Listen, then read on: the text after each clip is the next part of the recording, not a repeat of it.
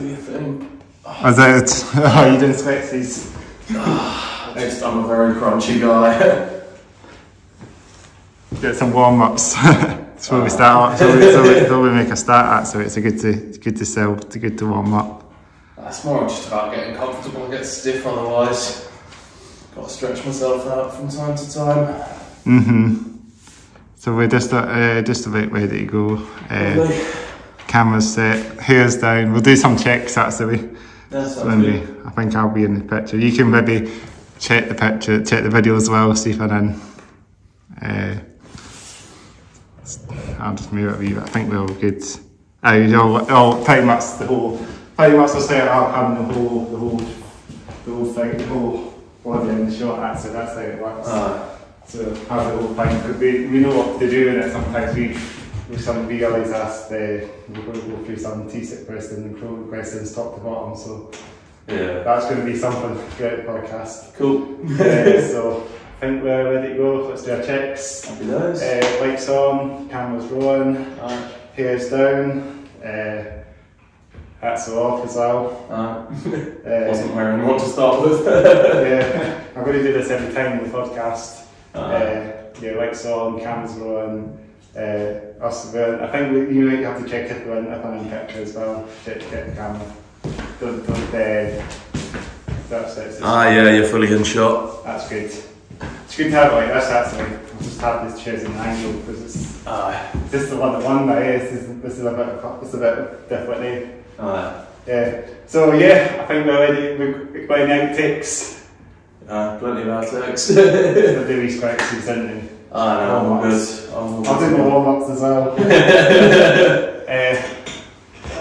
I'm quite warm with this on actually. It's actually very warm with this moon actually, even if it's very cold outside. Got the proper nice and warm. Another thing, the heating is on as well, so that's another thing. Essential this time of year, I think. Yeah, so I think we're ready to rock and roll then. Let's do it. Let's do it.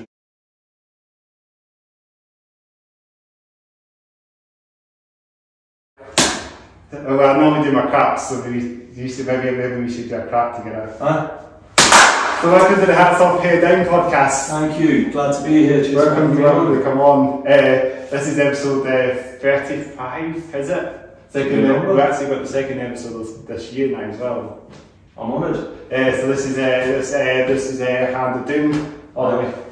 This yourself, but just me. The other members are still based down in London. I moved up here March last year, so we're now kind of right at opposite ends of the country, but still making it work. A lot of travelling back and forth, a lot of hours on trains, but that's worth it. That's how you get to the big smokes, like you might say.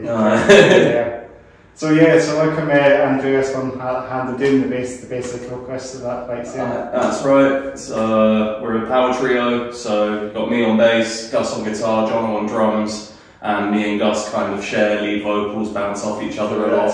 A lot of kind of call and response and backing each other up. That's it. Makes quite a unique sound, I think. Apparently that's the name of a Black Sabbath song as well. It is, yeah, that's where we got it from. So when the band was formed, back in 2015, so 8 years ago now, Black Sabbath was one of the two big kind of cornerstone influences along with Death. The original drummer, a French guy called Hugo, he really brought that Black Sabbath influence in because he plays just like Bill Ward. I mean, it is uncanny. I've never seen anyone else drum like that.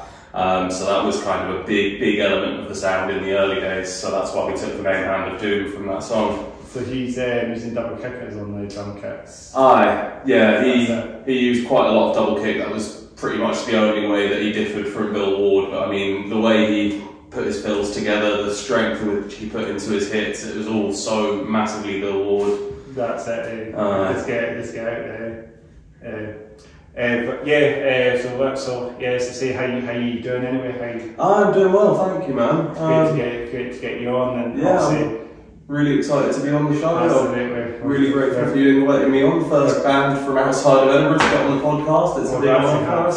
Bands from Newcastle and Southampton. Oh, have you? We've not just had bands from Edinburgh, we've had some basketball bands on. Oh, nice. But first band from London. First band from London, actually. I'll take that. First band from the Big Smokes, anyway. That's it. So the first band, first band in London on the podcast. There we have it. We normally go the flow as the podcast as well, as you know. Yeah, I've seen a couple of your episodes. It's very chill, very chill. We don't really keep it formal with that. We just go sporadic, you know. We talk wherever we talk. It's a bit of trends in the podcast as well. Some bits as well. We go off the rails, but we go on the rails sometimes and some. Can't have to go off the rails from time to time, right? No one does. Go off the rails like Matt's all the time with this. So what's it you do? You do vocals and guitars, vocals and bass. Yeah, vocals and bass, and I'm in another band as well, Bangover, where I'm just the singer for that one, just the front man. So I'm just bounce about the stage and bring the energy there. Really, well, I've got all the actual talented people behind me making the music, but Hand of Doom I play the bass as well as the vocals. That's awesome. And it's an interesting one because we're a power trio. I've got kind of quite a lot of space to fill out with the bass, and I find with a lot of bands the bass tends to sit quite far back in the mix. But because we're a power trio, I really like to kind of push my mid-range tones and really fill out that space. And I think that's another thing that kind of makes our sound quite unique, as well as the dual vocals. Yeah, definitely. And the way I kind of approach playing bass as well, I kind of treat it more like I'm a rhythm guitarist than a bassist. I kind of try and follow along with what Gus is doing a lot of the time, find space to throw in a few little fills here and there. Occasionally I might get a solo if there's enough space in a song, but yeah, it's a fun way of being. Never just play root notes. That's it. Just go for it. Whatever works out. That's the band. So what's the other band? Are they a London-based band as well? Yeah, that's also a London-based band, thrash band. Quite a silly thrash band, you know. We take a lot of inspiration from like Municipal Waste, Gamma Bomb, those kind of bands, you know. We take our music very, very seriously. We write some serious fucking riffs, but we don't take ourselves seriously in the slightest. We just write songs about whatever strikes our fancy, films we like, thrashing with aliens, you know, all sorts of stupid stuff. That's until death. That's we are really sort of fresh, sort of heaps. It's good fun, and it's a nice way to be as well, because between my two bands it's very kind of different outlets. You know, if I just want to write fun, bouncy music and not really care about what I'm saying, that's Bangover. But if I want to kind of vent some anger about the world around me, that's Hand of Doom, and I got all my bases covered that way. So what stuff is that Hand of Doom play? What sort of genre is it? So it's very, like I say, death is kind of our big cornerstone influence along with Black Sabbath. So it's very kind of old school Florida death metal, but with a lot more kind of modern extreme metal influences in there. So you know, there's a lot of blast beaty, trempicky, black metal-y kind of passages. A lot of really kind of slowed down, really doom heavy passages. I bring quite a lot of thrash influence myself to a lot of the riffs. So it's kind of, it's a kind of big melting pot of different extreme metal genres through the lens of old school Florida death metal. That's what you want, eh? You want keep it old school. Like, along with these bands out there. And I know back here, a couple of my homie bands, like including this band I've got on today. Shout out to Dalkeith. Have you heard of them? I saw them a while back.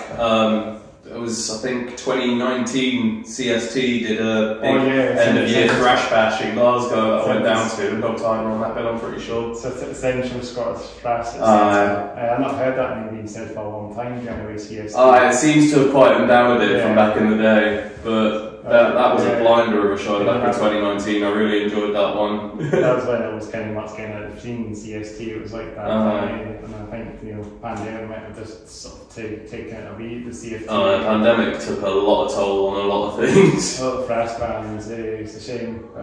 Were there any venues that went under from the pandemic up here? Because we lost quite a few down in London. No, but the only venue that did, well, that's actually before the pandemic, but we had a place called Studio 24 in Edinburgh. I've said this on plenty of my episodes. That's my sort of OG metal venue when I started going to concerts when I was in my late teens, you know, 18.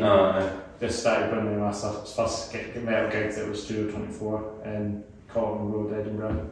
So it's like, you know, it's sort of off the Cowgate, you know. That's the main street of all the pubs. It's the epicenter of heavy metal. I love the Cowgate. Same year, Diamond and Legends a lot. That's Denver what you bought now. Yeah. Ravel and Gel, which is another very nice niche. Yeah, I've not been to Ravel yet. Ravel and Gel is probably one of the sort of best venues for metal.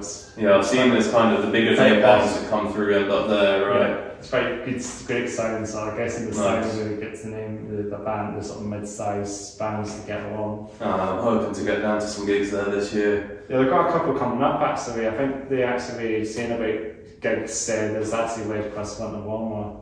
Yeah. I think it's going on, and I think that's at the Bell. Yeah, I think that's one of the venues there. 3rd of February. That's in a few weeks away. Yeah. The weekend, Saturday, I think Saturday the 3rd of February. So you've got the Winter Warmer, you've got a couple of homie bands. Yeah, it's a good lineup for that show. We tried to get on it, but they couldn't fit us on, unfortunately. Someone pulls out, you can take the place that someone pulls out. That's exactly what happened. Offanem, shout out Ewan, shout out Joplin. They broke up, so their space came open. Yeah. So I shot Duncan a cheeky little message, seeing if we could possibly fill that void, but then he had some other scheduling issues and it meant he couldn't fit us in, unfortunately. That's a shame. But it's still a wicked lineup, and I'm still going to get down there and enjoy it. I'll feel my way before they did their two-piece. They were wicked. They were really wicked. I saw them. That's probably the last gig I saw them, but they were, like Ian gets off the stage and plays his guitars. Yeah. That's the cool guy.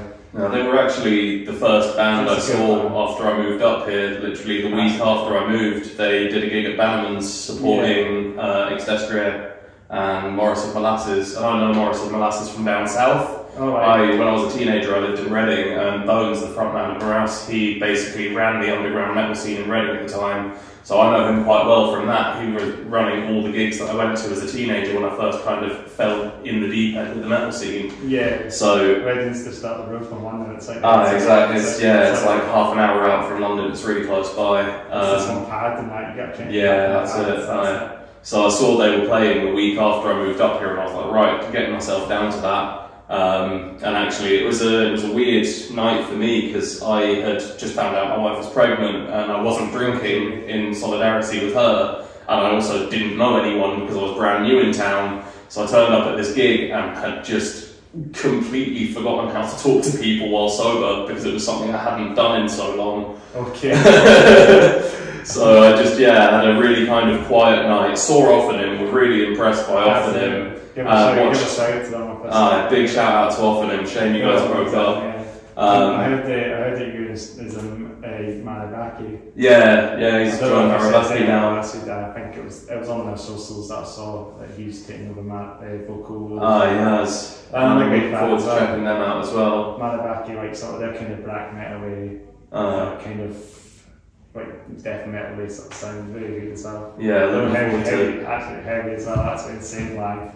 Looking forward to catching them. Singing goes off the stage, and like a lot of bands who do this sort of thing, go up the stage and play the instruments off the stage rather than being on the stage. A band called Kakihara. A shout to a band called Kakihara from up here as well. Another homie band. They done some great stuff off great gigs in Edinburgh, and they've been off the stage. They play off stage pretty much if they can. Yeah. If they've got long enough reeds and long enough cables so that they can get up themselves off the stage in the middle of this sort of stage. I always like a band that gets down in the audience. Just makes it feel so much more intimate. It makes it feel like you're feeling it. It makes it feel like you're interacting with everyone. I feel like bands that just sit there on the stage. It does. I mean, it's good to see what they do. You know, it's like watching them play and.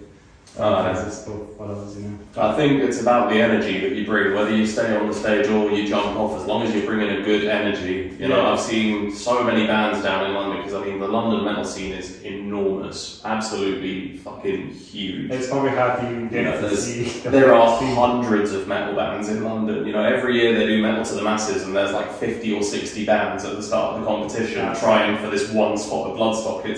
It's so oversaturated, and I've seen countless bands that are just incredible musically, like really phenomenal musicians, but they just stand still and play, and it's so disappointing to watch, because even just, you know, a little bit of moving back and forth across the stage, it makes such a difference to a performance. Yes, definitely.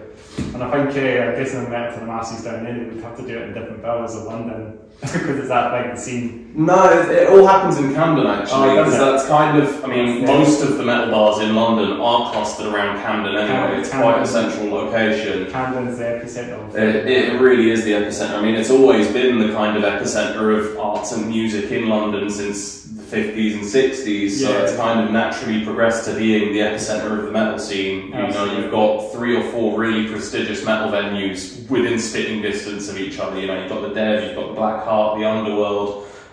You've got a few others, smaller ones a little further out. You had the Unicorn just up the hill. That was the big casualty of the pandemic.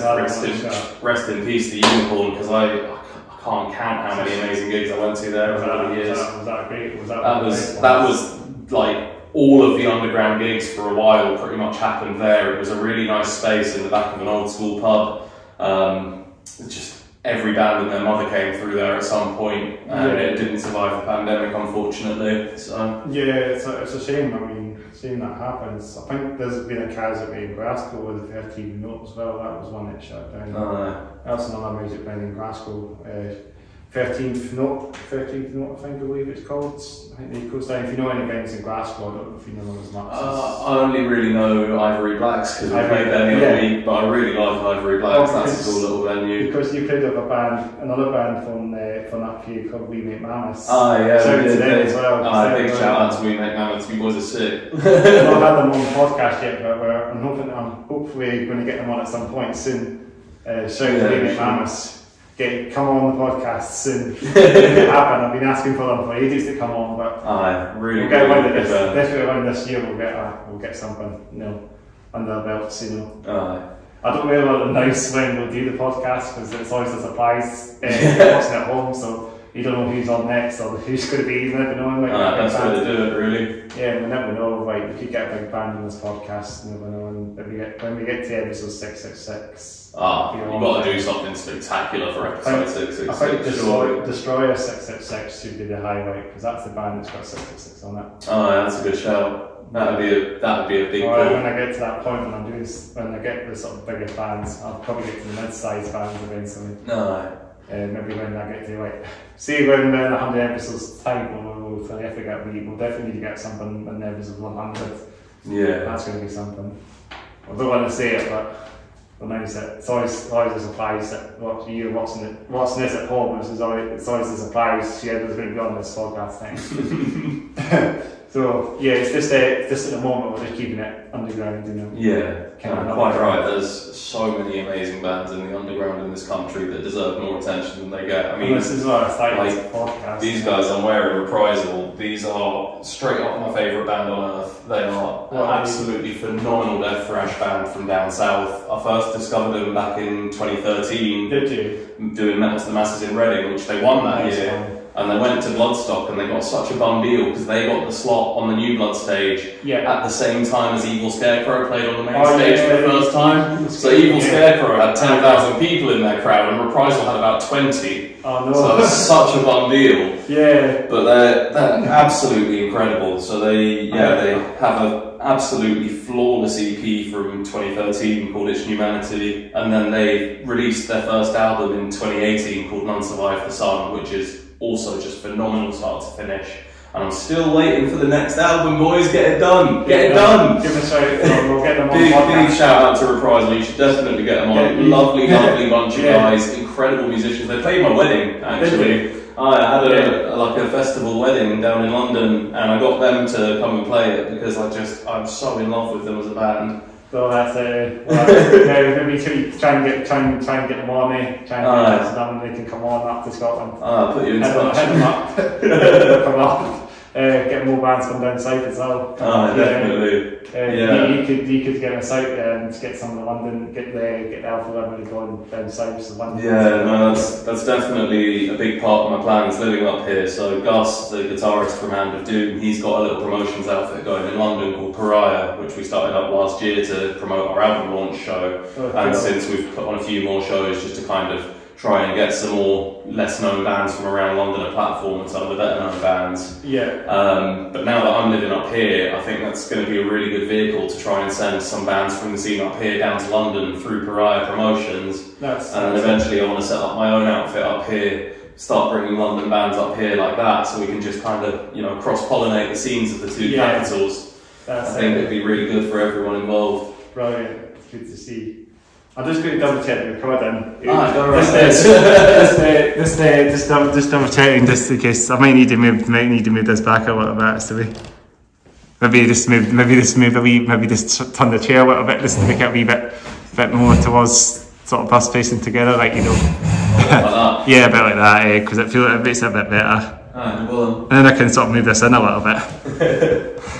You know, that's a bit. Yeah, I think I can get closer a wee bit now. That makes sense actually. I didn't realise it was too far away. You know. That's alright. I don't really check. I just check if we're still going there. Maybe I'll turn the line around a little bit so it looks a bit. So we can actually get the shot even. You know, it feels like just turning each other kind of face just up the space, because I know it's like it's a bit smaller. It's good to get a wee bit closer to the shot as well. Yeah. So what were we saying again? I was just talking about the underground and how many amazing bands there are. Discuss the promotion. So yeah, Gus has got his promotions outfit down there, Pariah, big shout out Pariah Promotions. And once I've kind of a bit more settled up here and I get to know the scene a bit better, I want to try and get something going as well. I've got a good name in mind, but I don't want to announce it just yet. It'll be good to get some Edinburgh bands on this as well. Maybe get them down south as well. I mean, even in the year I've been here, I've seen such a cool set of bands up here. I know that the scene up here is absolutely thriving with great bands right now. Yeah. I know the scene down in London is flooded with outstanding bands. It's hard to keep it's just about bringing them together, you know, making the country a little bit smaller and bringing everyone together. That's what we need. It's hard to keep up with the metal scene down there. Oh my god, it's frightening. It's really just, I think so saturated. I can't even count how many amazing bands there are in London, but a really good starting point if you're wanting to get into the London scene is the London Metal Coalition. Big shout out the LMC. This is an initiative that we started up after Metal to the Masses last year. Yeah. It's just kind of a collective of all the really great bands in London kind of working together to promote each other, give each other more gig opportunities, cross-promote each other with music videos and stuff. We've done a few big like collaborative tracks with feature spots from people from like 10 or 20 different bands a track. Yeah. We put together a weekend festival in September, Coalition Fest down at the New Cross Inn, which was a huge success, really good turnout, astonishing sets from everyone involved. We're looking to make it bigger and better next year. Hopefully in the next few years we can make it a full-on open air thing. Yeah, what's these places outside? What's these big parks in London? Oh, Finsbury Park, Hyde Park, yeah. If we could get any of those, that'd be phenomenal, but I think we probably need to set our sights a little lower to start with. But yeah, no, the London Metal Coalition is doing amazing work and it is absolutely chock full of incredible bands, so I highly recommend checking them out. Brilliant. We need some open air metal festival in Edinburgh as well. And that, like, you know, like we've got this country park, which is just outside Edinburgh called Dalkeith Country Park, and they do some like music thing, but not metal thing. But they have like rock bands on it, but maybe just push them that little bit further, make it metal. maybe try and get something like that in Dalkeith Country Park, because that'd be wicked. They deserve something like that, you know. Like Bloodstock Festival, you know, like that, you know, but just local for like local bands. Even just fucking Metal on Meadows. Metal on Meadows would be wicked. That would be brilliant. Edinburgh Council, take note. Metal on the Meadows. That would be Midlothian Council because it's in Midlothian. I suppose it would be. Because it's Dalkeith Council Parks in Midlothian, so Midlothian Council need to take on that question if they can manage it. Maybe noise curfews. It might be a bit of an issue with noise curfews, but sure it could be figured out. And so it can be like an all-day thing, you know. Exactly. They get on to, because Cutton Park is like a big country park as well. It is, but Captain Park's out in the middle of nowhere, so it's not such an issue with noise. Yeah, it's literally in the middle of nowhere. But it's just side there. It's near Brum, isn't it? It's not far. Yeah, it's a little north of Birmingham, just outside Lichfield. It's near it's new Burton and Trent. Yeah, that's it. Probably nearest players. Yeah, it's kind of halfway between Burton and Lichfield. Yeah. It's a really nice spot. I miss Bloodstock. I haven't been to Bloodstock since 2019 and it hurts my soul. Yeah. I love that festival with my heart. I was there in 2018, but that was the only year I went. That was the only year for about 7 years that I didn't go actually. So I started going to Bloodstock in 2014 when it was Megadeth, Down and Emperor headlining. Absolutely astonishing lineup. Yeah. And I just fell in love with it straight away. So I was there 2014, 2015, 2016, 2017. And then 2018 happened and Exhorder reformed, which was a huge deal for me. I love Exhorder. And I said, right, the first European festival to announce Exhorder will get my money. And Brutal Assault announced them first. So I was like, sick, I'm going to go to Brutal Assault, I'm going to see Exhorder, it's going to be wicked. And it was a great festival, don't get me wrong. Absolutely incredible location. It's in the Czech Republic in an old fortress. They set the stages up on the walls of this fortress. It's mental. And it was dirt cheap as well. It was like 80 euros for 4 days of music. And beer was like cheaper than bottles of water. It's mental. That's what you need, something actually. But Bloodstock had the final laugh because 2 weeks after I bought my Brutal Assault ticket, Bloodstock announced Exhorder. Headlining, or I don't know if they were headlining the Sophie stage, but they were really high up on the Sophie stage with a longer set than they had at Brutal Assault. They did. I was at Bloodstock in 2018, but I was at the Gia and I didn't see Exhorder.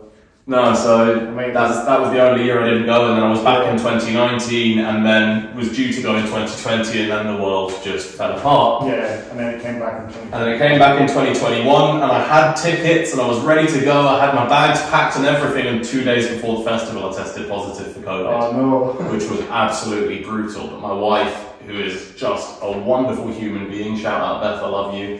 She basically, to cheer me up, she put on a little mock Bloodstock in our living room of our little flat in London. So she pitched a tent in the garden, and you got put old Bloodstock sets on the telly, and we just spent 2 days just partying and moshing in the front room because we couldn't go outside. You get the metal bands that warm for that in the wee tent. I wish we could have. It was literally a little two-man pop-up. I think you would have struggled to get one person in there, let alone a band. Oh no, that's it. We stayed in a tent when we were at Bloodstock that time, a two-man tent. I had my friend along, and my friend who drove us there as well, was along as well.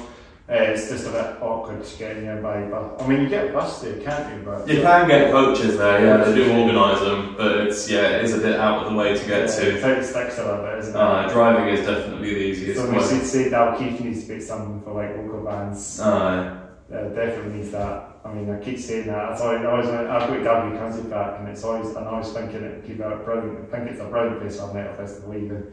I've not been down there yet. Need to check it out. Go down there at some point, eh? Oh yeah, that'd be nice. It's just actually not far from this location. Actually, just finding. No, I have been to Dalkeith actually. Because when my baby was born, we went down there to register him. So I've been to Dalkeith, and it's quite an interesting little place. But I've not been to the countryside. Go slightly outside the city of the town. There's a wee sort of road, a wee gate there. You just go through, and it's the country back. Nice. It's really nice, really beautiful park. Oh, we'll go for a walk down there sometime. That's like that. Definitely, we see it and that, and explore it, and you know, it's worth seeing it. You know, it's brilliant to see it, and lots of nice long walks and that as well. Yeah. So there's a bit of horses and farm tracks there as well. Nice. Cows and that as well. There's a bit of that going there. It's like a proper sort of nature. You don't get much of that. Deer there now occasionally as well if you're lucky enough. So we've seen deer a couple of times. I've seen deer when walking in it. It's a good place for it. I like to see it. And it'd just be funny, it gets all the like metal music playing. It'll come out eventually, but they do that music thing, I think, over the summer, which I can't remember the name of it again. I'll have to look into that. I need to look into that. I'm just going to double check the recording again. Go ahead.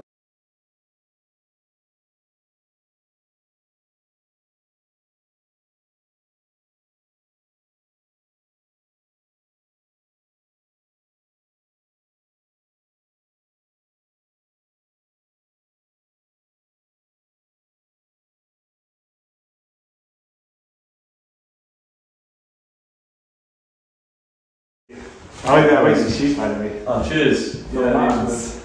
Yeah, stealth black Doc Martens. Oh yeah. I love docs, but I find the yellow stitching a bit obvious sometimes. I found these a couple of years ago when I was looking for a new pair of boots, and it's literally like all black hardware, black eyelets, black stitching, and I was like, yeah, that's me to a T. So I snapped them up. I've got a pair of dots as well. These ones are the hiking ones. You know, I love a bit hiking, you know. I've got these ones just recently over Christmas and that, you know. But I do actually have a pair of the big tall ones of the 60 now. It's nice. The tall ones of this. They're called 1914s. Yeah, I've never been brave enough to go for the big tall ones. Are they just 6 eye? These are the standard, just 8 eyes. Because the ones I actually had this smooth weather, not the glossy weather. And I had a pair of them before, but they actually just fell apart recently. I've had quite a lot of docs fall apart on me. I think the issue is I used to go in too many mosh pits wearing them, and my feet would just get trampled and the leather would get fucked. That happened. These are probably the longest lasting pair of docs I've ever had in my life, actually, because these have been going strong for like 3 years now. Really? Yeah. That's good. So the last 20 years apparently. They're supposed to, but they definitely don't build them the way they used to. I remember my brother used to have docs when I was a kid that would last him. I'm pretty sure he's still got the docs that he had when I was a kid, and they're still going strong. But every pair of docs I've had before these have fallen apart within a year, so... Yeah, that's it. I'll have to see how these ones fare. These ones made for hiking, so she'll... No, those look nice and sturdy actually, and comfortable as well. I've been going for like nice walks with these ones so far, and they've done me great so far. Comfortable. They look good. I might have to get myself a pair. Yeah, and especially with hiking and that as well. Going hikes and that, you probably will, but... Yeah, I've got some hiking boots, but nothing near as stylish as that. this way what's comfortable, eh? Comfort is number one when you're hiking. These ones are probably comfortable anyway. But we normally go for like top to bottom, and I think we're already on the sort of this question now, the snacks. Oh yeah. So sorry, I didn't mean to steal that away from you. No, it's actually fine. We got the flow, as I say, we just go. We were talking about before we got to that was the bloodstock, but let's go bloodstock and festivals and let's go on to the clothing question top to bottom. So we just just go through our clothing. We do this in every episode, so you probably see me asking. You probably see me asking every time. You probably see you guys doing almost the same things out in every podcast. It's about, you know, almost the same shoes, same trousers, and I just say the same thing on every. So I mean. Like, I'll think I'll go first then. Go right ahead. So, you know, I've got my long freshy hair. I've got some nail varnish on, black nail varnish that's sat in the chip now. Nice. Chipping the more podcasts I do, the more chipping down the line. So, you know, I'm about to wear that nail varnish. I've been doing it for about a few months now. It's like you just bite the bill and just stick some black nail varnish. Golfy stuff, golf and. You know, that's what we want. I wear some golf black jackets and that's well generally. You know, I've got like black golf jackets sometimes I'll be on. Yeah. To keep me nice and warm. And got my black, my dog tie, well, I should say my battle jacket before. So this is the battle jacket. I'll take a wee round if you can see it. I don't know if you can. I'm sure they can, yeah. You can also see it, but it's got metallic patch in the back. That's one of my friends gave me this jacket. Shout out to my friend Cormac, he gave me it quite a while back. I don't know if it was a birthday present or not. I can't remember where I got it. I've just never worn it on very often, so I was just having a wee sort of, you know, started to just do a wee sort of clean out my cupboard, and I just found this again, you know. That's nice. This jacket's amazing, so I'll stick it on. I think it's worth sticking on the podcast. I've not really patched it with that, you know. I don't have any patch season thoughts with, so that's the only one. That came with it. That's a strong look though. Yeah, that's the only patches on it. Metallic, classic metallic logo, so I'll keep that one on. I don't really need too many patches. I mean, some of them do, you know, like Thrashers, they have so many patches. Yeah. I think senior bandmates have one of those jackets as well. Yeah, Gus has quite a nice patch jacket. Battle jacket.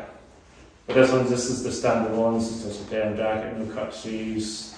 I don't know the brand, it's some generic brands. Probably it's Primark kind of brand, but it's just I think I showed you on the last. I had this jacket on the previous episode as well, so I did show it on the previous episodes. So yeah, I'll just keep it on this time around, but it's just a generic brand jacket. Yeah. And I got my mighty dog tired. It came from the Sun t-shirt. You can see a bit of dog tired, my homies. Yeah. Love dog tired. What a great band. We had them on the podcast. Well, we had them a while back now. They were on this podcast, maybe it was episode 23, I think it might have been, or 22. Gone back now. Yeah, time just flies. So we had Dog Tired on, the Mighty Dog Tired, brilliant band, groove metal, like Machine Heads. Yeah. Just that classic groove metal sound, Pantera. Yeah, very groovy. Yeah. Very fat. Very fat. And this is quite an old album now, came from the Sun. I don't know their albums actually. I've only just seen them live that one time, so I need to check out their recorded music. I used to jam with funny story, I used to jam with the guitarist in Dog Tired years ago with an old project band that never we got off the What do you play? I play guitar, but nice. I'm not doing that any longer now. I just podcasts that's now, you know. And yeah, just amazing bands out to Dog Tired to do some great stuff. Some great, good classic groove metal. I mean, they keep the old school sound as well. You know, don't have any genty sounds, metalcore sounds at the same time. I know bands, most of the bands like that nowadays are just metalcore, but yeah, but just old school groove metal, Panteras. I call them like the Panteras, sort of Edinburgh Panteras. Because they've got that sort of sound. Yeah, they do. Keep it old school, keep it groovy. Groovy, exactly. And I'm wearing my these cargo pants. I believe they're from Pull and Bear. This is our shop in Edinburgh in town. It sells a lot of cool skater stuff, urban stuff.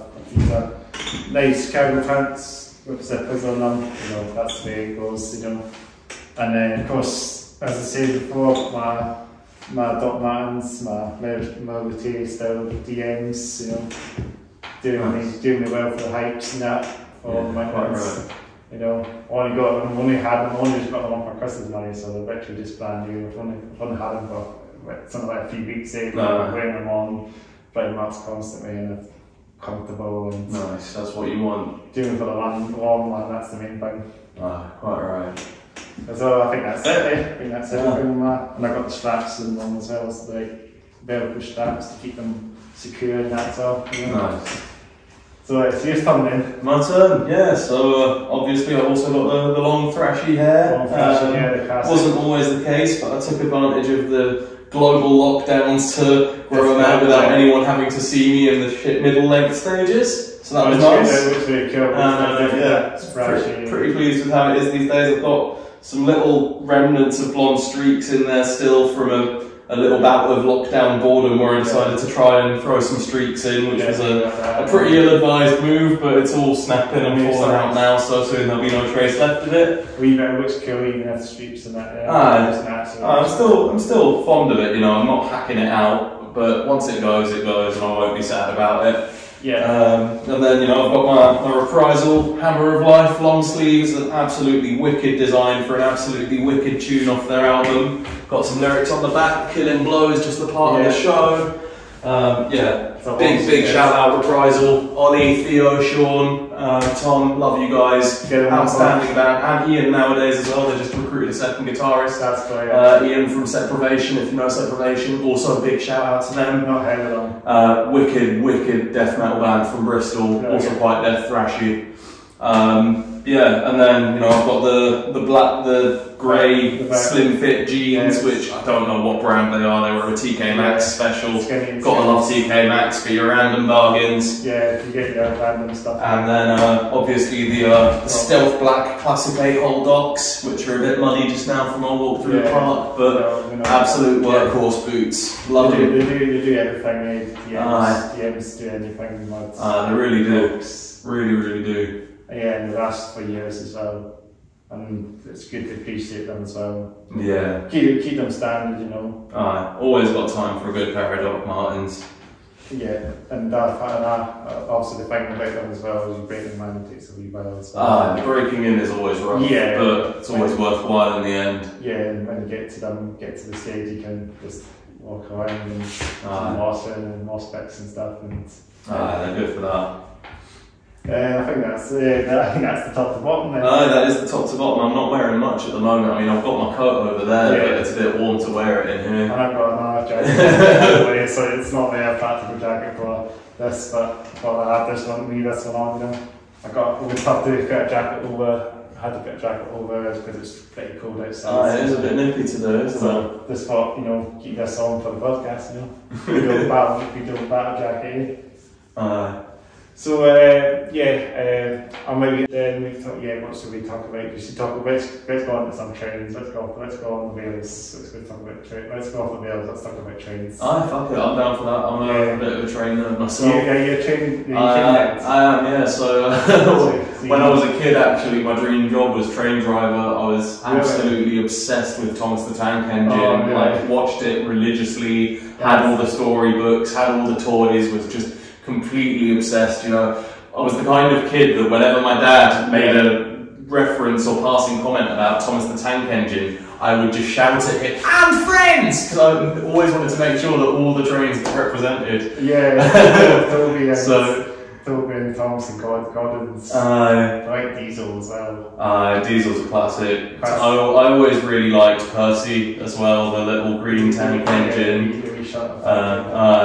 No, I was big into my trains as a kid and still low key into my trains as an adult. So you know any train classes and train types? Because I know certain Diesel's based on a class of 8 shunter, which is a British Rail. Diesel, you know, Diesel electric it's quite an old shit. It's funded it's on the 1950s or so. So obviously I think Thomas Tank Engine's sort of set in the 1960s. So it's mostly steam engines and two diesels. Just getting to like the primary diesel are coming in. Daisy obviously is one of the Metcam class 101s. Yeah. You know, like those ones were like first generation DMUs, you have to change the gears. Yeah. I look at all these old train videos on YouTube and that from the 90s, you know, like these archive train videos, there's a lot of them on YouTube now. Yeah, I do find myself wandering to that part of the YouTube from time to time as well, Just random train spotter videos set out on platforms and looking at unusual movements. You got the class 58s and 56s, are you a fan of them? I mean, I'm not the kind of train nerd that goes in deep with all the different types. I'm more kind of casual, but I get excited anytime I happen to see a steam locomotive on the main line, you know. When they did the Flying Scotsman anniversary tour last year, me and my wife actually ended up chasing it all over Fife. We went to South Queensferry to watch it going over the Forth Bridge. And then we chased it up through Fife, caught it again around Perth. And then not one to Kirkcaldy or that? No, so it went around the Fife coastline and then it cut in on the little link through to Perth and then back out to Dundee. Yeah. So the final place that we caught it was the bridge across the river in Perth where it's the railway line and then there's a little pedestrian walkway right next to it. We literally had the Scotsman going past like that far from our face, which was mental. That is one of the biggest thrills I think I've ever felt in my life. That's the bonus. And we got a nice little Brucey bonus as well a few minutes before the Scotsman came through on the bridge. We had a Class 125 HST come through as well, which was just raw fucking power, you know. What is their HSTs down south and that, you know? They've all moved up here. I think they've got a few doing regional services in the southwest, like between Cardiff and Bristol and the castle sets. Castle sets. So the short 8 cars, that's 5 car sets now. So it's a couple along for ScotRail now, so if the 7 cities they call them. Into 7 cities they call them, so that's the ScotRail regional, inner city trains that we have, but a short set of HSTs. So we actually do have HSTs up here. Yeah, no, I managed to catch one actually late last year. I was up in Stirling for a drinks thing and I managed to catch one of the HST sets coming back and it was quite nostalgic for me because when I used to live in Reading and go back and forth to London because my dad lived in London, I was getting HSTs every other weekend pretty much to go back and forth. And I haven't been on one in a few years, so it's quite a nice feeling. It's good. It's the creaky sounds of the Mat 3 coaches as well. You can hear the creaky sound of the gangway. You really can. And the airbags as well. I've been on some of the R sets to York a couple of times. When the HSTs when I was still in service, I got a couple of them to York, and they're really fun. They're quite a trade, you know. If you've got a Voyager, for example, you just got the engine side. Oh my god, yeah, Voyagers are noisy bastards. Avoid Voyagers. Also, way across country got one of their HSTs over September. So another category to the HSTs. Now, I personally, I just try to avoid cross country as an operator. I've had some less than pleasant experiences travelling with them, so wherever I can avoid them, I do. So if you go down to London now, you'll get a Zuma. It's a Zuma's all the way now. A Zuma's fast. I actually these days I tend to get Lumo. When I first moved, I was using the Caledonian Sleeper a lot. Shout out the Cali Sleeper. Cali Sleeper, yeah. One of the best kept secrets in the UK. I was using that a lot because I found it so convenient from a time perspective, because you leave so late in the evening and arrive so early in the morning, you don't lose any time out of your day. Yeah. But the issue is that they recently got the new Mark V coaching stock, which is great. It's a lovely upgrade in all areas except the seated carriage. And it used to be, when they had the old, it was retired Mark II and Mark III first class carriages for the seating. So you had like really plush, wide armchairs that reclined all the way back to there, and you'd get an amazing night's sleep. And now they've upgraded for this new Mark V coaching stock, and the seated carriages are all really thin plastic and metal airline style seats, and they are so uncomfortable. They don't even recline backwards. They have that weird kind of slide forward recline, and it only goes back about 5 degrees, so it doesn't really make any difference. And I mean, you still don't lose any time out of your day, but my god, you struggle to sleep through the night. So I've stopped using that in favour of Lumo now, because Lumo is also just some of the cheapest train tickets going, and really convenient. You know, it only stops in Morpeth, Newcastle and London most of the time. It doesn't stop in York. No, it doesn't stop in York, it doesn't stop in Doncaster, skips all that chaff. Just stops in Morpeth, Newcastle, and if you get unlucky, 2 trains a day stop in Stevenage as well. I don't know why Stevenage of all places, but they do. But it's quick, and it even though it takes the same amount of time as the faster linear services, it just feels quicker because there's fewer stops, and the timings of it are quite convenient as well. You know, if I'm going down to London for a weekend to play a show, and I want to get a band practice in on Saturday morning, our usual rehearsal room that we use, Mill Hill Music Complex, shout out, they don't open until 11. And if I get the Caledonian Sleeper, I get into London at 7 AM, and I've suddenly got 4 hours to kill while the city's asleep.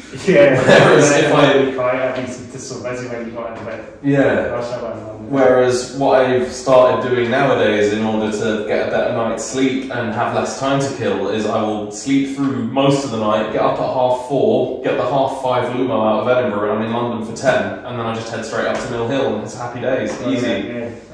So yeah, big shout out to Lumo. You've revolutionised the East Coast Main Line, and I love you for it. The one by First Group as well, that's an open access group. Oh, they do the trains up to Hull, right. So like one by First Group, you know, like one of the first buses, you know, it's part of them, Lumo, but.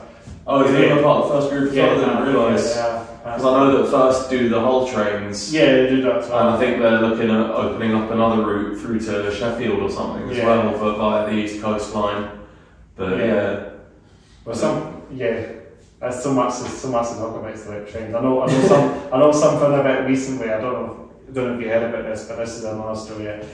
The same company built Mark V coaches, CEF builds them. There's a company, another company that has them, Transpennine Express. They've withdrawn new stock because it's just full of issues. I heard about that. Absolutely mental. I mean, they went through transit trains and they're getting rid of them. Literally like 3 years old, I think the stock was, just full of cracks in the chassis and technical issues, and like Transpennine already have the worst track record as an operator of trains being cancelled or running late. That's going to make it worse now because they're getting rid of the Nova Freeze fleet or something. The push-pull sets, it'll be a class 68 on the end. And that's totally fast. It looks like a nice train outside, but you just don't see all the cracks underneath. But it's not built. It's this cowboy that built. But cowboy builders that build the coaches, not built by British Yeah. engineering and British It local. makes me a bit nervous for the Cali Sleeper because it's No, the same it's not coaching British, it's stock. not British built trains. We don't build any trains anymore in this country. No, we don't really. The last train that was built in the UK, I think, or the last diesel that was built was a Class 60, which is a diesel electric. It's one that we used to put all the coal and steel trains in this when we had it. Most of the coal trains have sort of disappeared. Steel trains are on decline, I believe now. It's all container transport. Yeah, so it's always a Class 66. Do you know them? You see a lot. The Class 66s are everywhere, just workhorses. So see behind here, we've got a train line at one's literally behind here. Oh yeah, the freight diversion. Freight long, Yeah.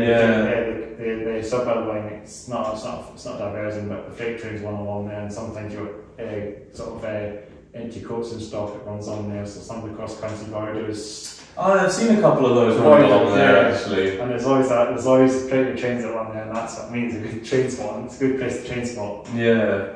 I'm not train spotting myself, but I like to just see the trains. But you hear Class 66, you can tell. Yeah, you can always hear them a mile off. Plenty of 66s around down south as well. Everywhere. Yeah, they're everywhere. They are the workhorse of the UK freight network. They're a bit American, but they're all American built, so not like. But they also kept the design of a Class 58, so they kind of they look like a British build. They look British on the outside, but they're actually American built. Yeah. There's taken inspiration from a lot of British trains. They know how to do it. They know how to fit it under a wooden cage. But it's Canadian built actually, not American. Yeah, that's right. Canada, they will come at us, but I think though there were still British built electric multiple units for quite a while longer after we stopped doing locomotives. A lot of the networker family that they use down south were British built. Networkers and that, the Electrostars and stuff like that. Yeah. Well, you had the scram back, if you can remember, maybe back in the day, you had the scram door trains. Just about old enough to remember those. I remember them because there was a couple of scram doors back in that day. I used to remember I had a wee photograph of me taking my dad to I was sitting inside the train. It was the scram door. It's a Class 305, so it's like the proper old school. I may have been one of the sort of X. It must have come from. I don't even know where they came before, but Scotland had them for a while before they. Yeah, I think you guys probably had them a little while longer up here than we had them down around London. We got rid of them, I think we got, what did we get? I think you know what we had after the Class, the 305s left. We had the Class 90 push pools that went to North. There were the Edinburgh to North Bert trains that were the 305s. Yeah. Because I remember when I was a kid getting the 305 to Royford, I think it was like 5 or something. It was just going in, and then it was just maybe my first train journey or something, and I was like, being growing up, being like I'm a very young kid, like growing up in sort of in the 2000s, all these trains, like it's a bit nostalgic, but it's nothing like that nowadays. Yeah, no. I was born in '96, and I think probably the last slam doors around London were probably about the year 2000, and then they all vanished. Yeah, it was about sort of maybe early 2000s. They got rid of the scammers down there, and it's just like sliding doors, stars, and they had PEP units down there as well, like PEP units, PEPs they call them. Like Merseyrail has some still in service. They're getting rid of them because they've got the Saturday units coming in service. Yeah. This is what I mean. We're talking about this is how technical trains are getting. We're actually talking about all the trains and how they're all getting built by different companies, not non-UK companies. It's a shame we've lost all train manufacturing in the UK. CEF or Spanish. Yeah. I've got Alston, that's obviously French. Yeah. But they actually own the site in Derby now. Yeah, they do. So like they built they still have the Derby factory there. I think they're still building there. I think they built the Crossrail trains, for example, down in the Crossrail trains, all the TfL trains I think are still built in Derby, all the new underground stock and everything. Their stock is down there now, if you can know them. I know the C stock was very cool and the D stock in that London. I think when I maybe was in London, maybe back in 10 years ago, I'm sure the D stock was still in service. Cause I remember I think 10 or so years ago, you'd have been the last few years of it. Yeah, before it got replaced with the S. S stock. Yeah. Yeah. I remember I know the deep level stuff still, and like the 95 stock.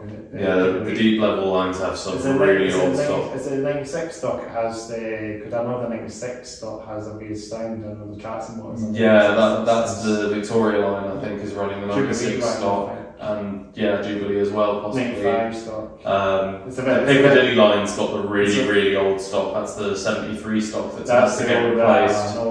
That's about to get replaced, and I think they're running that on the Bakerloo line still as well, so that'll get updated and all. And they're actually getting new trains maybe next year, maybe. That's the aim. They actually got like Siemens. Yeah. I've seen that video with Jeff Marshall just shout Jeff Marshall. Big shout out Jeff Marshall. He'll be watching big fan of Jeff Marshall. I saw that video as well. You come on this podcast. Oh, please get Jeff on this podcast. That'd be amazing. I wonder if Jeff listens to any metal. Yeah, I wonder. He might like trains and metals. I mean, they've got something in common. We're both chug. Crazy train by Ozzy Osbourne. I mean, that's the banger, isn't it? That's the absolute banger. Ozzy Osbourne will be a train in the UK. Oh, definitely. Guys from Iron Maiden will probably know their trains. Yeah, I think they're more into planes, but I wouldn't be surprised if Nico is a train nerd. I get that vibe off him. Judas Priest, they'll probably remember the old British trains as well. All these old new wave of British heavy metal bands, they probably recognise all these old trains. Yeah, probably. Brass 47s are cool, aren't they? Yeah. They're like the 47s, are you a fan of them? Which ones are the 47s? So they're like the sort of square body ones, like a 56, but I think the older version of a 56. Yeah, I think another ones you mean. It's got the wee horn. It's got the sort of same body, but it has the wee horn growing. Yeah, they're the ones that the Caledonian Sleeper used to use on the West Highland line. That was 37. Was that 37? 37s are very popular still. Yeah. Yes. Everyone likes it. Like they actually use a lot of technology thrashing trains. Yeah. That's important about thrash metal going, you know. It's good sales of thrash, you know. There's been a few, you know, Francis Bourgeois, the TikTok train spotter guy. He's had a few outstanding quotes about thrashing that I've wanted to sample for Bangover tunes. He was talking about this trip he went on for his birthday with his mates that was hauled by a Class 37. And he was playing the video to the host of this radio show he's on, and he was like, and in a minute, there's this bit where the thrash increases and we all go, ugh! And I just really want to use that for a breakdown. I really want to use that for a breakdown. I think that'd be so good. Check out the band Edinburgh Swan from Edinburgh. I think they write trains. Oh really? One of the members does, I believe the bass player does. Shout out to I can't remember his name again, Chappell from Edinburgh Swan. Shout out to him because we need to get Edinburgh Swan on. We're literally talking about trains all day. Yeah, I'll definitely check that out. What about the Pacer trains? Oh, the Pacers, oh man. Bus the skateboard. I only had the displeasure of taking a Pacer once in my life, actually. Which was, no, not even. It was when I was at uni in York, and I tore a ligament in my thumb. Oh, no. And I went to A&E in York, but they weren't set up for ligament damage, so they bounced me to a hospital in Hull. So and I had to get a Pacer from York to Hull. So the Pacer would bounce you to Hull then? Yeah. They called the bouncy train. They were very bouncy. But yeah, no, they are a funny bit of engineering. Yeah, they're just cheap, you know, it's just a stopgap, you know, for they've lasted more than 10 years, eh? 2021, so the last like 10 years, but they've done well. They did. They've actually like buses on wheels. Yeah, straight up buses on wheels. Yeah, mental. They had to take the Wayland engines out of them because they weren't reliable. They had TO11 engines with Wayland British engines. So like bus engines, TO11 engines, like Wayland engines. You know, I like to know all these histories, you know, I like to go through all that. Yeah. So Wayland engines, bus engines, but they had to replace them because they're unreliable. Yeah. So it's a shame, all that waste of money. They had to change the transmission on them as well. That's a real shame. But I do miss them. They were always funny to see on the tracks. They're still cool trains, so I appreciate them as well. they're all preserved ones now, so there's a preservation thing's big on them now. And I know, talking about trains again, Trains Sim World, they actually did the Blackpool, Preston to Blackpool branch, if you know. Don't know if you play video games, but Trains Sim World. Don't really have much time for video games. You should check out Trains Sim World. I would recommend you playing that, because that's lots of trains. You'll see some of them, you'll come across Trains Sim World show at some point.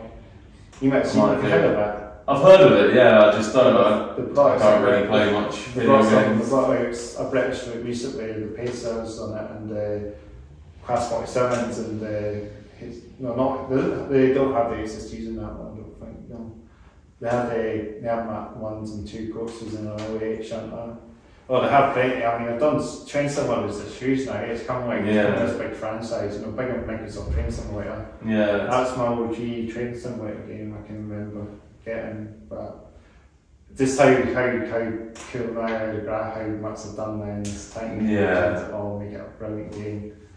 I'm sure it's come leaps and bounds. Leaps and bounds, and it's come so much bigger, and you know, it's just so much. It's just such an amazing game. Nice. If I ever find a copy, I might give it a go. Yeah, you'll get the Glasgow to, I think it's Blackpool to Preston branch. I can't remember the exact name of the route, but you'll find that route somewhat. Nice. It'll be on YouTube somewhere. Yeah, they do routes in Germany and Switzerland now and stuff like that. Nice. I know they do British routes. They actually got the Paddington to Reading there as well, so that'll be the HSTs as well. Proper throwback for me. Do you remember the Class 91s as well? Do you remember them, the 225s? Yeah, I took them a lot when I was at uni because they were kind of the workhorse of the line at that point in time. They've got one of their sets a lot recently as well. They've still got a few of them, but they're mostly on the Leeds route now. And they've painted them up in a proper like old school intercity livery, which is quite nice to see actually. Every time I go down to King's Cross and there's one of a few platforms over, it always makes me smile. It gives you the style, because their trains are getting on a bit now. Yeah, they are a bit, but those are great trains. That Mark IV coaching stock is wicked. Apparently, I heard that they are getting replacements in a couple of years' time. Guess what? CEF are getting involved with it again. Spanish trains. You know what's going to happen now. We'll see. We're going to get some cracks on. We're going to get more cracks on the way. More cracks to look into as well. Yeah. Get some more. The way I know the Zoomers had that issue at some point. They had to take a couple of the Zoomers out briefly because they had cracks. Yeah, they did. I don't know how they can do it now. How can they not build trains properly? Like, I don't know. It's mental. We used to build everything properly, you know. Yeah. And you know, like the HST was like probably one of the banes of trains. You know, like everything. Tip top. I mean, HSTs were just a milestone of engineering in general. Still some of the best things ever produced. Yeah, and they're still in service. They are. All the old UK sets are getting shipped out to Mexico at the moment. Yeah, high-speed line. I was going to say that actually when we were talking about HSTs. Mexico are getting them. They actually got them. Viva Mexico. I think Nigeria are getting some as well. Oh, are they? HSTs are going to go everywhere around the world. I mean, they were already in service in Australia as well. They've had some modified sets for years now doing their intercity routes. SPG. Yeah. So yeah, truly a global train brand. I'm going to check the recording again. I hope we're still recording all that time we spent talking about trains. It'd be a shame to lose that. Yeah, we're still going. Happy day. Do that. Let's say we talk about more about the band stuff then, because that's a proper way in train. Yeah. It was a nice little aside, but let's get back to the music. Yeah, so I heard the EP by the way. Yeah, the Manifestation EP. Yeah, I think that was your latest one. Oh no, that one I think. No, Manifestation was our debut, so that was back in 2018 we put that out, and that was a funny one actually, because Gus was at BIM at the time, British Institute of Modern Music, and he basically wrote the songs on that EP to submit for his final assessment. Really? That would be genius. Yeah, so that put a kind of weird time pressure on the recording that we haven't had on anything else since, because he had a deadline to submit it for his college. Yeah. So we ended up recording it with one of his classmates in their bedroom studio. We didn't have time to track the drums with a real drum kit, so they were all programmed. It's a bit key then, isn't it? So yeah, it was definitely a debut record, but we're very proud of it. You know, solid songs, and it was a good marker of where we were at the time. Yeah. But since then, we did our debut album, our first LP, Stray from the Path, which we released last year. Brilliant. So that was more of a... The one I listened to. That, yeah. That's Dimmy and sort of flashy, and it's got a bit. Yeah, it's got quite a kind of varied feel across it. Well, harsh vocals as well, isn't it? Yeah, a lot harsher vocals. So with the EP Manifestation, it was all quite thrashy because I brought a lot of that influence into the band at that period of time. So it was all very kind of fast, skanky D-beat, kind of foot to the floor, thrashy death metal tunes. Whereas there's a lot more variety across the album. You know, there's a couple of the really old songs on there. Bleeding Mind and Creeping Black were two of the first songs that Gus wrote for Hand of Doom. So Bleeding Mind is like a really brutal, groovy death metal song, but Creeping Black probably has the most Black Sabbath influence out of anything we've written. There's a few songs on the album that I wrote as well, which were my first contributions to the band. So Barbed Wire Noose, which is the kind of short, quite punky one at the top end of the album. I wrote Blades as well, which also has a bit of a kind of hardcore stompy feel to some of the riffs, but also a lot of doomy vibes to it. And then Living Corpse, which is probably the song I'm proudest of out of the three on that album, which is a really kind of, it's got quite an atmospheric, slow, almost black metal-y vibe to the verses, and then it really kind of kicks into just lightning fast thrashing in the middle of it.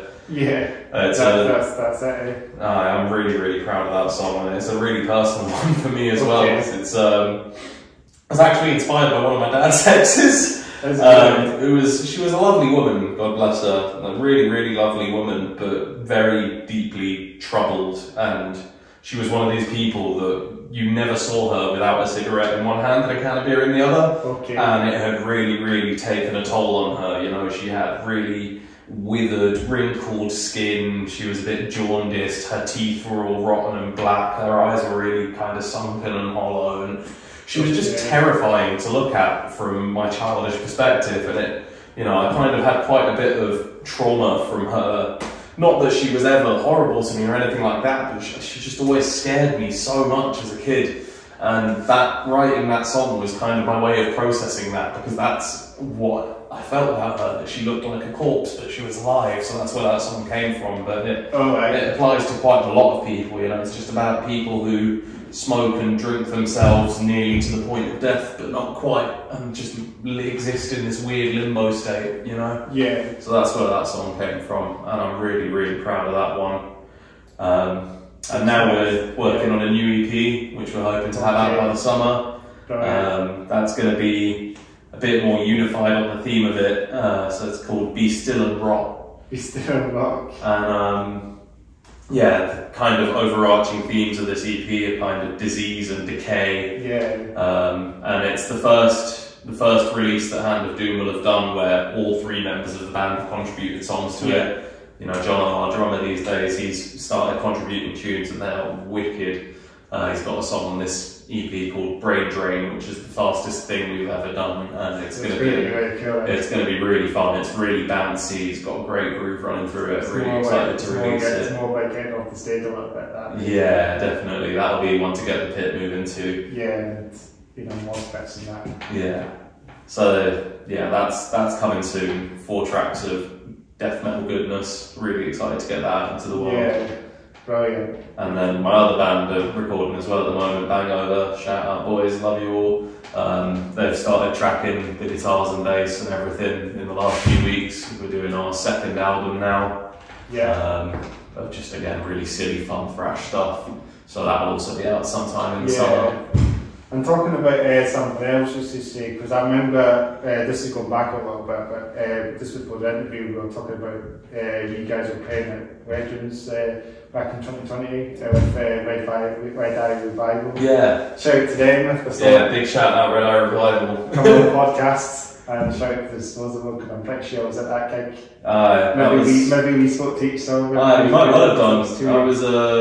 That was a funny gig. That was hands down the most chaotic show in Hand of Doom history. So our drummer at the time, Kaya, told us 3 weeks before the show that he couldn't play it. which was a big nightmare for us. I really didn't want to cancel the show because my mum and my little sister lived in Edinburgh, and they hadn't ever had a chance to see me play with Hand of Doom, and it was going to be the first time that they got the opportunity. So I really didn't want to cancel the show. So we got Jono in as a stand-in, who's now become our permanent drummer, but he had 3 weeks to learn the material, so he was still kind of getting to grips with it by the time the show came around. And then the night came and everything just went sideways. You know, Jono couldn't hear a thing out of his monitors. Gus's amp blew up during the first song, so the sound guy had to jump on stage and perform surgery on it.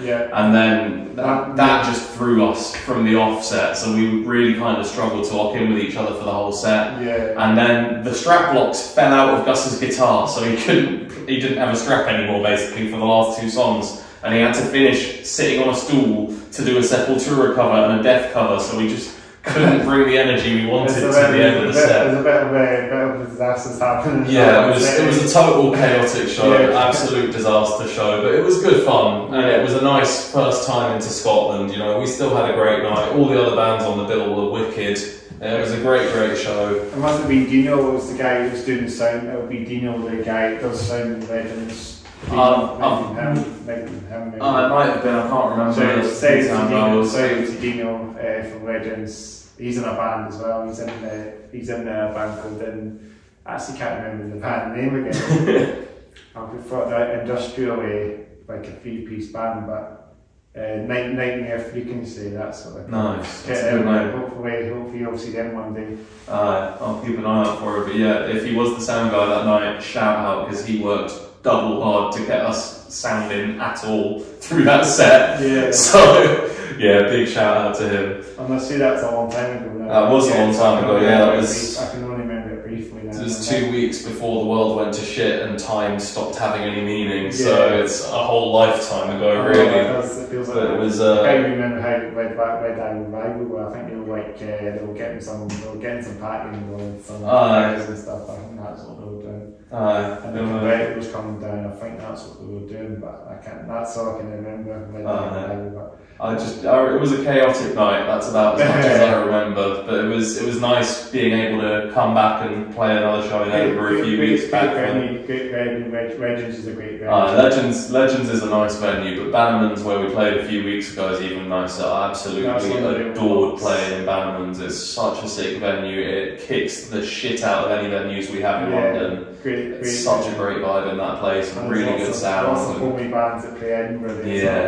Bands like yourself. I think it was two we support. Well, I think you were supporting. So yeah, it was Ramajink we were supporting there. Big shout out to Ramajink, incredible band. And then it was Oliver Wardle and the Personnel and Scramble opening the show. Yeah, we had them. Again, shout out to both of those bands because they're lovely guys and wicked musicians. Scramble were amazing. We had Scramble on the podcast quite a while back now, but the 2-piece band, just a metal band.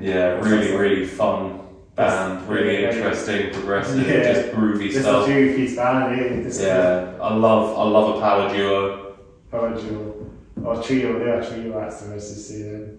We're a trio. I think Scramble are looking to become a trio that's looking for a bassist. I've been tempted to throw my name into the ring, I just don't think I've got time for it at the moment. Maybe if I find myself with a bit more free time in the future, I'll go for it, but I don't think I have the time right now with a newborn.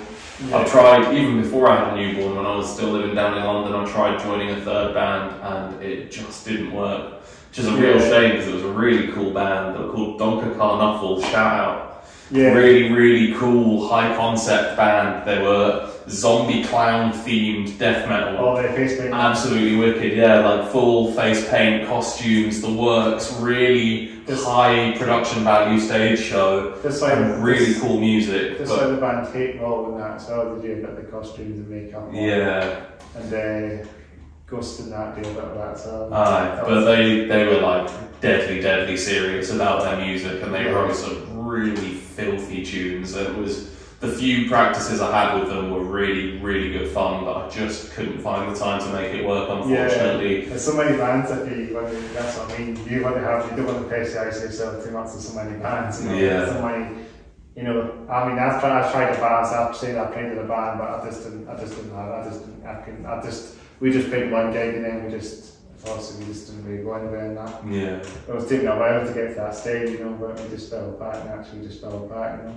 That's a shame, but it happens. Now I'm doing this thing, you know, anything bands is another, it's a great way to be with bands, you know. Yeah, and you're doing good work here. 35 episodes in, what a way to go now, eh? And we're going to keep going and hopefully grow and get some more bands on. I'm sure you will, and I'm so grateful that you invited me on, man. It's been an absolute pleasure being here and being a part of it. You're the only one that's was in Edinburgh now, eh? And that was further down south, don't they? Yeah, the others are still in London. I'm trying to convince them to get a hustle on and move up here, but it's slow going.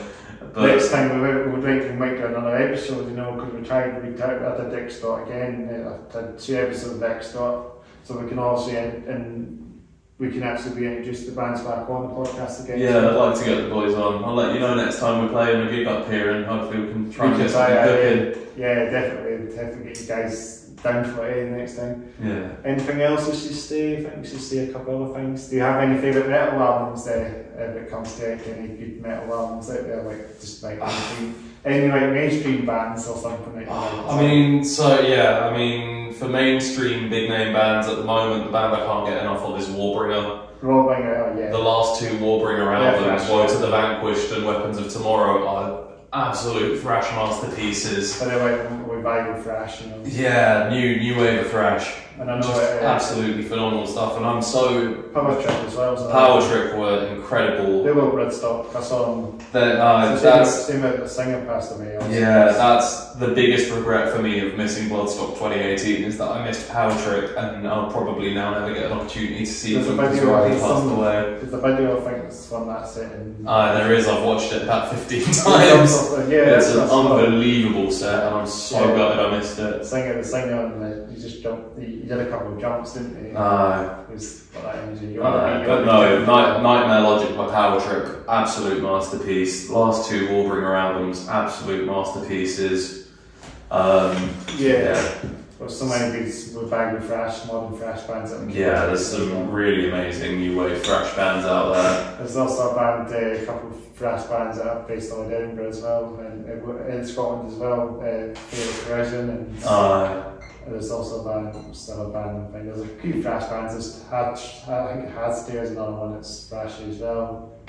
Yeah, there's the Daniel Waxoff I saw as well. Yes, after I moved up here. Brilliant band.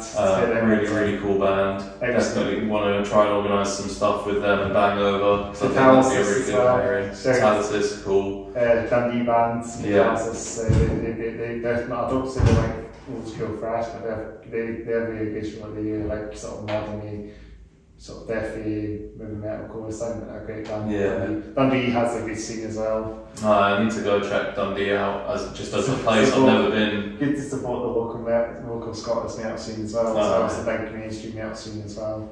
For sure. I do like, I've been listening to a lot of metalcore stuff. I do like, I've been listening to a lot of Bury Tomorrow, which is not thrash metal bands, but Bury Tomorrow, like metalcore, you know. I do listen to the old metalcore stuff, you know. I like a bit of metalcore from time to time, but I have to be in a really specific mood for it. The Black Dahlia model as well. Black Dahlia are wicked. Yeah, I think they've got kind of thrashy elements as well. Yeah. It sounds like in that metalcore sort of ball, but not really a metalcore band. No, they've got a lot of kind of thrash and old school death metal influence, but they bring that kind of modern edge to it, and I really like that. That's where they sort of that kind of young style metalheads. It's kind of like a metalcore thrashy band, but they do a great job. Yeah, they do. Never seen them live, but I'll be able to try and see a lot more bands like that sometime. Whitechapel as well. That's also a name of a place in London as well. It is, yeah. Whitechapel. Yeah, that's where they took it from, because Whitechapel is where Jack the Ripper did all his murders back in the whenever it was. That's how Whitechapel got the name then. Yeah. Metalcore bands from America. A great band as well. And so many metalcore bands out there you just can't get the name. Yeah. So metalcore is also sort of the sort of brain. And I know if the local scene, there's a few metalcore bands kicking around the local scene, but it's not as many as you think. A band called Suffer Under Soul, I think they're called, from Glasgow. Shout out to Suffer Under Soul. Is it Suffer Under Soul? I think that's the name of them. So shout to them, but they're a great band, metalcore bands, djenty bands. There's a lot of djent bands kicking out as well. I like the Sugar as well. Do you like a bit of the Sugar? I love a bit of the Sugar. Brilliant bands. I mean, the OGs of djent. I know, love they're them. really techy and groovy. Yeah, really good. I actually had tickets for the Glasgow show, but my friend couldn't make it because he was working that day, so we just didn't go. It's a shame because I had the tickets for that, and it was just the day he was working. It just literally had to go see the gig after you finished work, so that was a shame. That's brutal.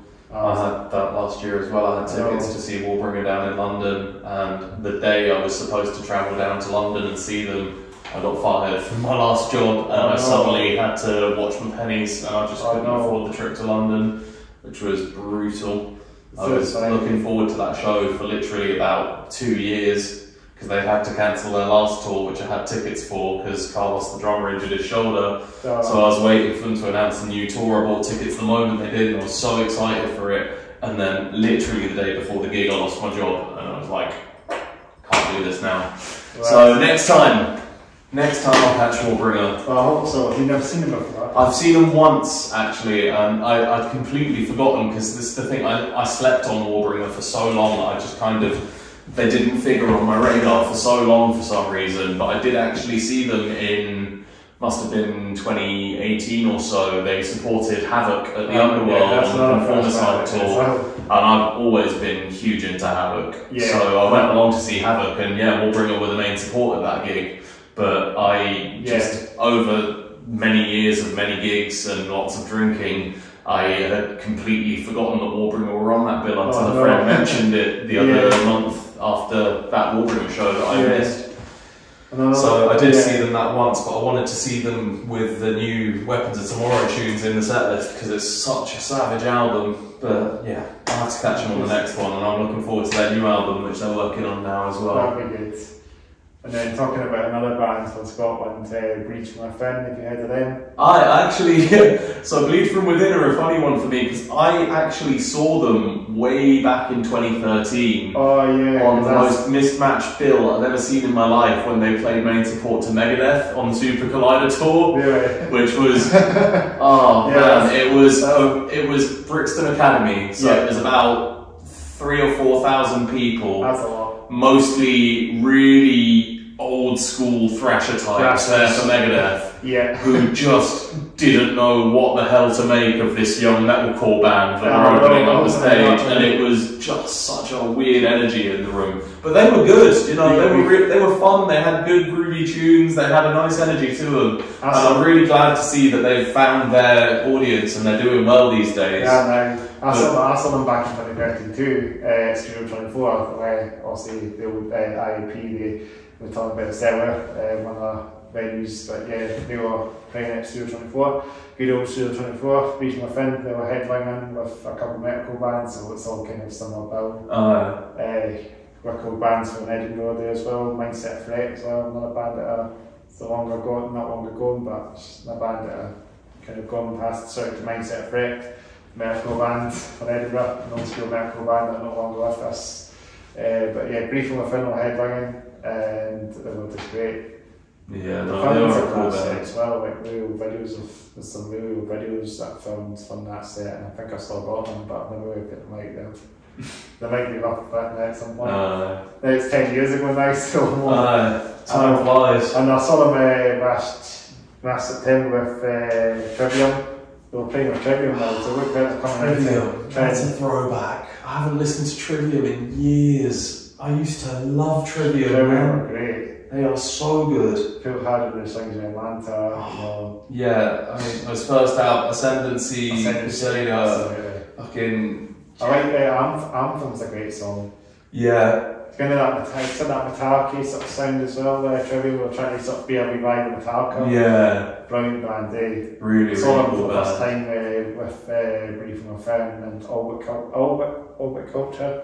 Sort of a lot of death metal bands on Sweden, kind of like Big on Praise. So Bleed From Within are co-headlining. So they come up the boundaries now since the 10 years. Yeah. And this is at the O2 category in Edinburgh, which is the Conic stage. Nice. Conic stage. So big venue, and it should be used a lot more for like proper metal bands, you know, like Whitechapel and all these bands. They're all playing Glasgow these days, but it's great venue, great sounds, great atmosphere. A lot of bands, Trivial, amazing. I think that time when the bass player actually had surgery or something, you had to play his bass with like all stands and all. Yeah. He had a bit of surgery that time. Yeah, I remember that. Well, what a gig it was. Oh, I'm glad I got to see Trivial and that because they played Edinburgh and it's good to see them playing a local out the way a little bit. It's always nice when a big band picks like more out of the way towns for their tours. That's it, eh? I know one of my first metal bands was built for a Valentine. We got into metal, you know, back in 2010. You know, getting listened to Built for a Valentine, that was a blast in the past. A Wales metal band, you know, from the sort of the backbone of Wales, you know. Yeah. On a place called Bridgend. This is Bridgend. You know, Bridgend, Wales, obviously they found. Well, look how big they are. They're actually huge. They're probably more, and they're massive, like Trivium headlining than that. So, but I've never seen them live. Built for Valentine, but a lot of amazing bands. They've done some great shows. I think they've played Edinburgh, but I've never got a chance to see them. It's a shame. They're one of those bands that I don't know why I just never really got into them. I know they have some bangers, but they just never quite made an impact on my radar. You know? I know what you mean. But no, speaking of big bands coming through out of the way towns, one of the best gigs I've ever been to, like hands down one of the best shows of my life, was in 2015. Exodus did a big UK tour and they played in York, and it was like the first time in a decade that there'd been a big name metal band in York, and it was, I'd just dropped out of uni and moved back to London, but I went back up there to go to that gig with all of my uni mates. And it was absolutely mental. It was them, Lost Society, the main support, and I can't remember who the local support was now, but it was really Lost Society as well. Lost Society, and that was a great show. Zetro had just rejoined as the singer of Exodus, and Gary Holt as well. You know, phenomenal night. He was back. I saw Exodus before support at the O2 Academy, no, not O2 Academy, the Barrowlands in Glasgow. Before the stuff happened. I love Barrowlands. Death Angel, Testament. I love Barrowlands. I went there for Lords of the Land, and it was 2018. It was the last year at Barrowlands, and I just fell in love with the venue. The springy floor is just the best thing in the world to mosh on. Is it? It's a bit springy in that, so you mean it's quite bouncy. So I really enjoyed that, and I snapped up tickets for Lords of the Land next year, and it moved venue, but the new place it moved to, SWG3, was actually a really cool vibe for it. I was there for In Flames a couple of years as well, back in 2019. I saw In Flames, I must have seen like the Tops or something. That's Howard Jones' other band. And he was the opening act. I can't remember. I really need to look back on all these gigs, the bands. I've sort of forgotten all these bands, and then my memory's my memory's not as good as it used to be. No, mine either. It's gone to that point that you just can't remember your gigs. You know, you've seen this band and look at that now. I mean, I was struggling with it before I had a baby, and now I've got a baby. My brain has just melted in its non-existence these days. So it's the same here. I don't know if someone brings again the Liquid Rooms 2022, was it? Start 2022 with Vexed, and that's a band from London, Vexed. Shout out to them. Metalcore, Electronico, and there was a band that was opening up. Well, I even remember the band that was opening up for Vexed. There's another band I've not heard, don't remember. So them plays are headlining. So that was at the Edinburgh Show there as well, so it was good to see them. I kind of like to see like more metal bands, not branching out to this city a bit more than Glasgow. Because this makes a good, obviously Edinburgh's like the capital, and it needs a lot more sort of vibes, you know. So for sure it does. I mean, there's some nice venues here, and they're criminally underused. And they've got the tram system here as well, and they've got so much of that. You know, it's nothing like London, you know. Everything's like a bit more open, you know.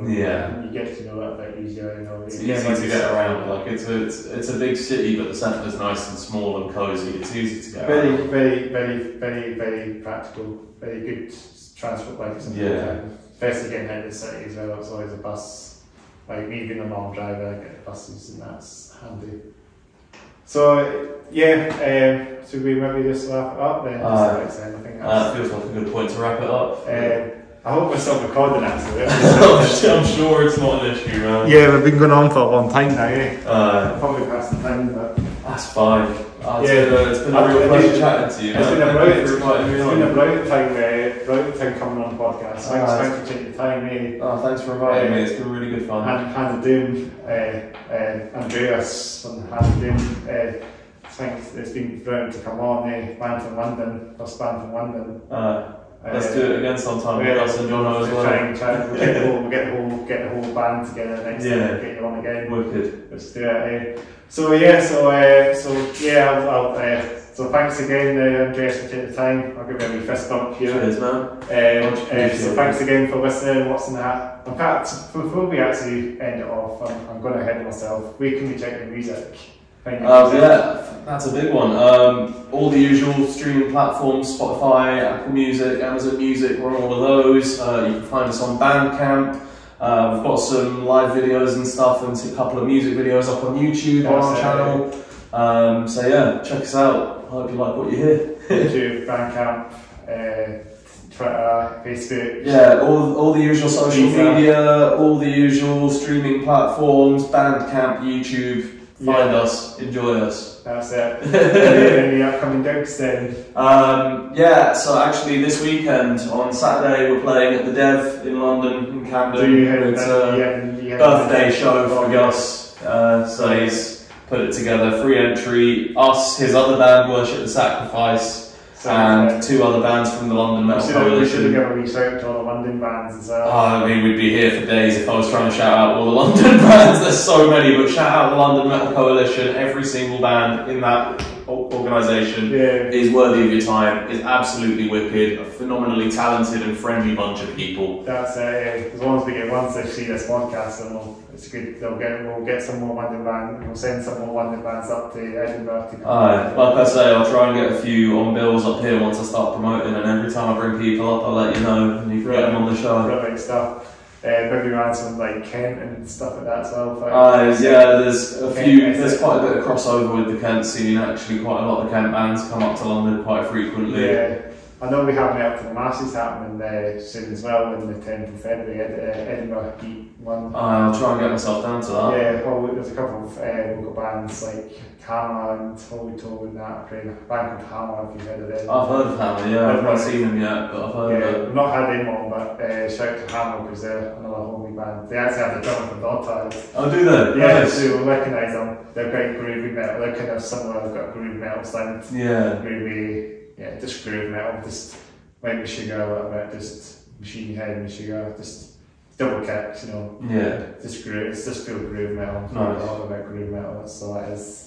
And then there's another band, I can't remember, there's like 4 bands in the first heat, but I just haven't really kept up the bill, you know. Yeah. So I just had a wee quick peek and then just a bar till. It's on the 10th of February, I think, and it's at Banshee's Latham. Nice. That's another venue as well. Yeah, Banshee's are really cool. Tiny venue, but it's got the edge. I really like it. It's always got a good atmosphere. I've been to a few gigs down there, I really like it. It's good to see, it's quite close to, it's nice. It's just up the road from Edinburgh. Yeah, well, brilliant stuff. It's been crazy to get you guys on, or yourself on, Hand of Doom, episode 35 of Hand of Doom. It's a wrap. So thanks again for taking the time coming on the podcast. Make sure to like, subscribe, make sure to like, subscribe, comment below. Make sure to subscribe to the channels, get us up to 200 subscribers, up to the 174, maybe. 170 across the subscribers, and then we're maybe up to 180 subscribers.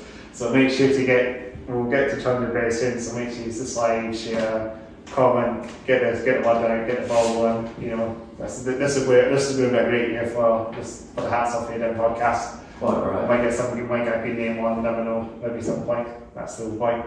And also below will be my secondary channel, CM Headbanger, for your live gigs and games stuff as well. We didn't talk about video games and that sake, you know. I'm not really a gamer, so. But I have that on my CM Headbanger channel, so like live gig videos and video games are on that channel. So check that out as well. I'll be in the Switz box. I think that's everything we said.